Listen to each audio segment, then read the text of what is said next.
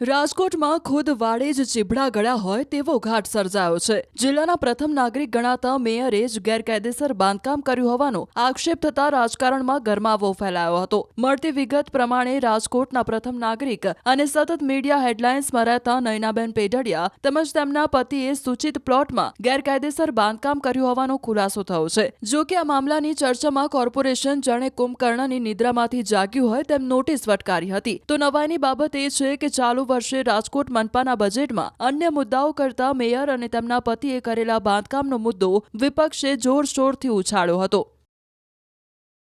બુધવારના રોજ ન્યૂઝ 18 ગુજરાતી દ્વારા અહેવાલ પ્રસારિત કરવામાં આવ્યો હતો કે રાજકોટના મેયર નયનાબેન પેઢડિયાના પતિ દ્વારા સૂચિત પ્લોટમાં ગેરકાયદેસર કોમર્શિયલ બાંધકામ કરવામાં આવી રહ્યું છે। જી હા, આપને હું મારી પાછળના જે દ્રશ્યો બતાવી રહ્યો છું આ નંદુબાગ વિસ્તારના દ્રશ્યો છે કે જ્યાં મેયરના પતિની પૈતૃક જમીન આવેલી છે। આ પૈતૃક જમીનની અંદર તેઓ કોમર્શિયલ બાંધકામ કરી રહ્યા હોવાનું છે તે સામે આવ્યું છે। ગઈકાલે ન્યૂઝ 18 ગુજરાતી દ્વારા આ અહેવાલ છે તે પ્રસારિત કરવામાં આવ્યો હતો અને ત્યારબાદ મહાનગરપાલિકા દ્વારા ગણતરીની જ કલાકોમાં જીપીએમસી એક્ટની કલમ જે 260 છે તે મુજબ છે તે નોટિસ છે તે પાઠવવામાં આવી છે। હું કેમેરામેનને પણ વિનંતી કરીશ કે તે આ નોટિસના જે દ્રશ્યો છે તે બતાવવાનો પ્રયત્ન કરે। જોઈ શકાય છે કે ગઈકાલે જ આ નોટિસ છે તે પાઠવવામાં આવી છે। 17 ફેબ્રુઆરી 2026ના રોજ આ નોટિસ છે તે પાઠવવામાં આવી છે અને સાથોસાથ લખવામાં આવ્યું છે કે 260 મુજબ આ નોટિસ છે તે પાઠવવામાં આવે છે।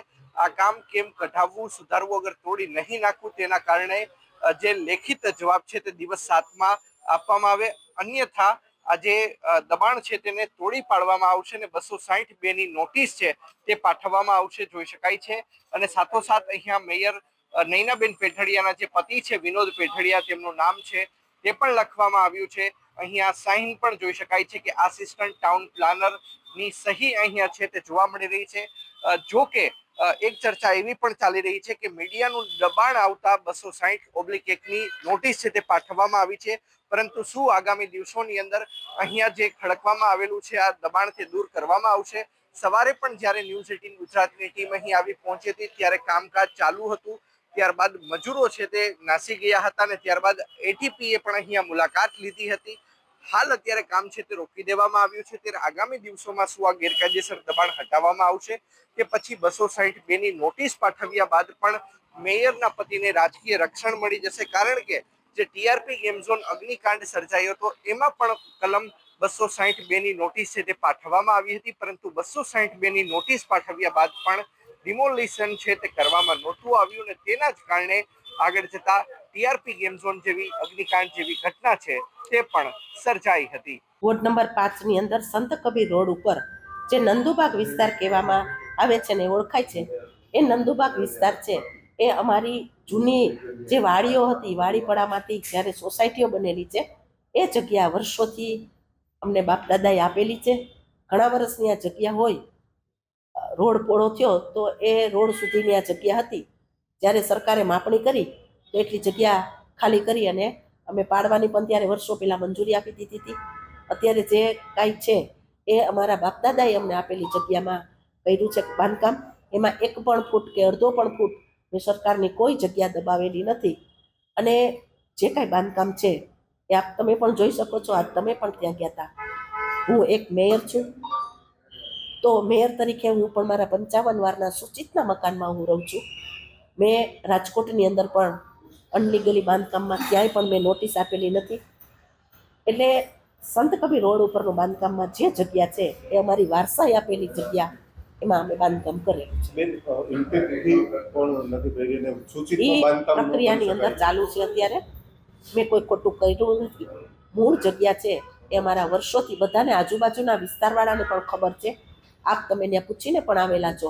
એ જગ્યા વર્ષોથી અમારી બોલે છે અને દસ્તાવેજની અંદર કાચા દસ્તાવેજમાં પણ એમાં નામ બોલે છે। નિયમ બેન એવો હોય છે કે સૂચિતમાં બાંધકામ નવું બાંધકામ ન કરી શકીએ, પણ આ નવું બાંધકામ થઈ રહ્યું છે। કોર્પોરેશન જે આદેશ આપશે એ આદેશ પ્રમાણે અમે રહેશું। મેં ખોટું કર્યું નથી, હું ગર્વથી કહું છું। કોઈ પણ ગેરકાયદેસર બાંધકામ હોય, ચાહે મારું હોય કે કોઈ પણ વ્યક્તિનું હોય, જે ગેરકાયદેસર બાંધકામ છે, સૂચિત ના હોય કે ઇરેગ્યુલરાઇઝ, તમારી જમીનમાં પ્લાન વગર તમે બાંધકામ નથી ઊભું કરી શકતા। એ તો દૂર કરવામાં આવે. અત્યારે ખાલી કામ ચાલુ છે કે બંધ છે ચેક કરવા આવેલા હતા. આ બાંધકામમાં તમે પ્રાથમિક આમાં ખામી શું લાગે છે? એના માટેનું આપણે એમને આપેલી છે. હવે એ લોકો રજૂઆત કરશે, ત્યારબાદ બાકીના સાહેબો નક્કી કરશે આમાં ડિમોલિશન થઈ શકે ખરા? એ આગળની કાર્યવાહી જે તો કોણ કરશે?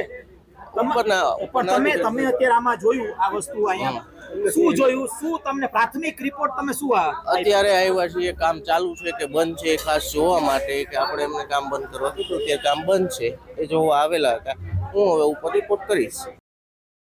ઉલ્લેખનીય છે કે જ્યારે કોઈ સામાન્ય માનવી જ્યારે સરકારી જગ્યા પર દબાણ કરે છે ત્યારે વહીવટી તંત્ર દ્વારા તાત્કાલિક અસરથી ડિમોલિશનની કામગીરી કરવામાં આવે છે. ત્યારે હવે કોંગ્રેસ દ્વારા પણ મેયરના ગેરકાયદેસર બાંધકામ પર બુલડોઝર ફેરવવાની માંગ કરવામાં આવી છે. ત્યારે હવે જોવું એ રહ્યું કે મહાનગરપાલિકા આ જગ્યા પર ડિમોલિશન કરે છે કે પછી મેયરના પતિ 7 દિવસમાં મળેલી નોટિસના જવાબ સ્વરૂપે અધિકૃત કાગળ રજૂ કરે છે. રાજકોટ મહાનગરપાલિકાના હોય કે ઓલ ઇન્ડિયાના કોઈ પણ જગ્યાએ જાઓ, ટાઉન પ્લાનિંગ એક્ટ છે એને બધાના નિયમ સરખા લાગુ પડતા હોય છે. એ આમ આદમીને પણ લાગુ પડે ને રાજકોટના મેયરને પણ લાગુ પડે. પરંતુ રાજકોટ ભાજપમાં તો કંઈક ઉલટું જ છે. પબ્લિકને હેરાન કરો અને મેયર હોય, સ્ટેન્ડિંગ ચેરમેન હોય, કોર્પોરેટર હોય ભાજપના, એનું કરવા દો. રાજકોટના પ્રથમ નાગરિકના પતિ અખબારમાં જાહેરમાં કહે છે કે આ મારા બાપ દાદાનો પ્લોટ છે, સૂચિત છે, એમાં હું બાંધકામ કરું છું, આજ સુધી મારી પાસે પૈસા નહોતા એટલે મેં બાંધકામ નથી કર્યું. એનો અર્થ એ છે કે રાજકોટના મેયર બન્યા પછી એમની પાસે પૈસા આવ્યા છે. ક્યાંથી આવ્યા, કેટલા આવ્યા, કેટલું કરપ્શન કર્યું, કેટલો ભ્રષ્ટાચાર કર્યો કે એમની પાસે પૈસા આવી ગયા અને મકાન બનાવ્યું, બિલ્ડિંગ બનાવી રહ્યા છે. બનાવીની સાથે અમારો કોઈ વાંધો નથી, પરંતુ રાજકોટ મહાનગરપાલિકાની ટાઉન પ્લાનિંગ વિભાગમાં મંજૂરી લીધી નથી. રાજકોટ ટાઉન એટીપી એ વોર્ડના એટીપીને પણ લેખિતમાં જાણ કરી નથી. બાંધકામ બની ગયું, જવા આવ્યું છે, પૂર્ણ થવા આવ્યું છે, ત્યાં સુધી હજી પરમિશનની વાતો કરે છે. તો પરમિશન લેવી જોઈએ પહેલાં, ત્યાર પછી ચાલુ થાય. જ્યારે રાજકોટના મેયર છે, પ્રથમ નાગરિક છે, એટલે કોઈ કહેવાનું નથી અને એના હસબન્ડ છે ખાસ કરીને, એટલા માટે આ બે રહેમીથી ખુદ ભ્રષ્ટાચાર કરી રહ્યા છે, ખુદ બાંધકામ કરી રહ્યા છે. બી કેટલા માટે નથી, આની પહેલાંના ટાઉન પ્લાનિંગ વિભાગના સ્ટાફને કેટલાને જેલમાં જવું પડ્યું છે, કેટલા બરતરફ થયા છે. એટલા માટે થયા છે કે આ લોકોની વાતો માની હતી એટલે એ પરિસ્થિતિ થઈ છે. હકીકતમાં કોઈ પણ ઓફિસરે પોતાની ફરજ અદા કરવી જોઈએ, એને કોઈ પદાધિકારી વાત કરે માનવી ન જોઈએ. રાજકોટના મેયરના પતિ જો આવું કરતા હોય એને પણ અટકાવવા જોઈએ અને આમ નાગરિક કરતા હોય એને પણ અટકાવવા. ગેરકાયદેસર છે ને ગેરકાયદેસર બાંધકામ પાડવું જોઈએ, એ મારી લાગણી સાથે માગણી પણ છે.